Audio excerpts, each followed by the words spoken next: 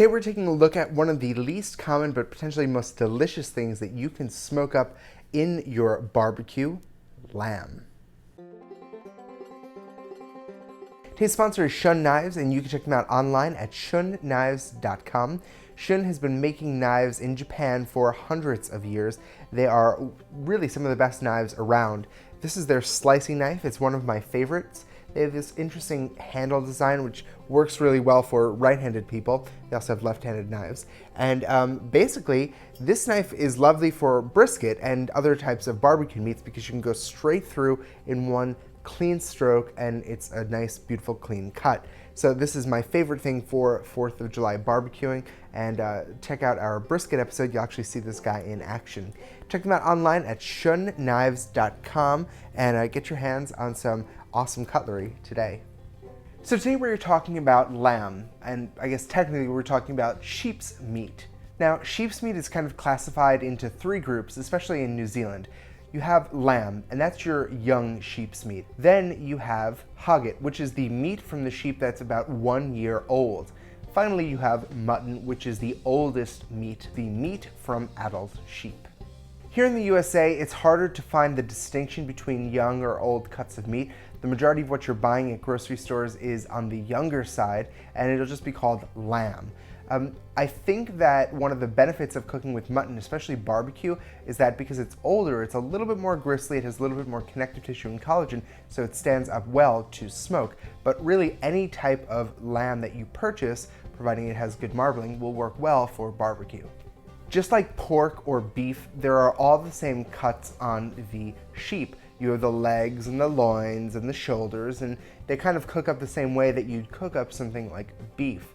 And in the United States, it's not as popular to eat lamb, but in other parts of the world, lamb is a really big deal. In the Mediterranean and the Middle East, it's a huge thing. UK and Ireland eat a lot of lamb, as well as Australia and New Zealand.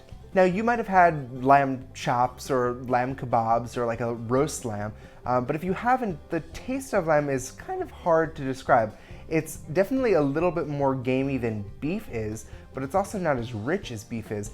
To me, I actually prefer it to beef. If you say here's a lamb burger or here's a beef burger, I kind of like the lamb more. So you're saying why barbecue it? Well, barbecued mutton and barbecued lamb is not really common throughout most of the United States, except for in Western Kentucky, where it's a big deal in barbecue. The reason for this is that historically there was a huge influx of sheep in Western Kentucky because they were using all of the wool to make clothing. The result is a lot of old sheep that need something to do, like smoke in a smoker. And today in Kentucky, barbecued mutton or barbecued lamb is a big deal.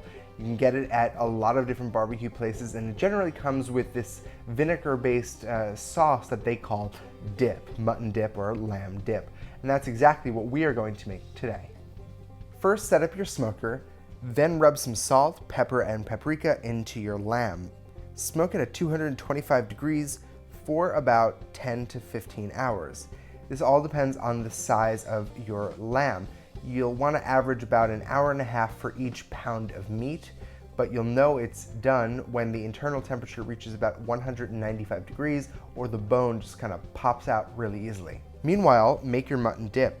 In a pan, add 4 cups of water, 1/3 of a cup of Worcestershire, 1/3 of a cup of vinegar, 2 tablespoons of brown sugar, a tablespoon of black pepper, a tablespoon of salt, half a tablespoon of lemon juice, half a teaspoon of onion powder, half a teaspoon of allspice, and half a teaspoon of garlic powder. Then pour it in a squirt bottle and squirt it onto your meat every, hour and a half or 2 hours. When it's done, just pull the bone out, remove the fat cap that was resting atop the meat. If you have an offset smoker, you want the fat cap to be up. If you are smoking with like a bullet smoker, you want the fat cap to be down, but just don't cut it off. And then you're good to go. You'll pull the meat and you will enjoy it. And that is how to make barbecued mutton. Tune in tomorrow for another What's This Food? Check out our sponsor, shunknives.com, and if you have something you want me to cover, post it in the comments below. And if you cook any of the food or any of the recipes that we've covered, take a picture and post it to our Facebook wall by going to danieldelaney.com/Facebook. I will see you there.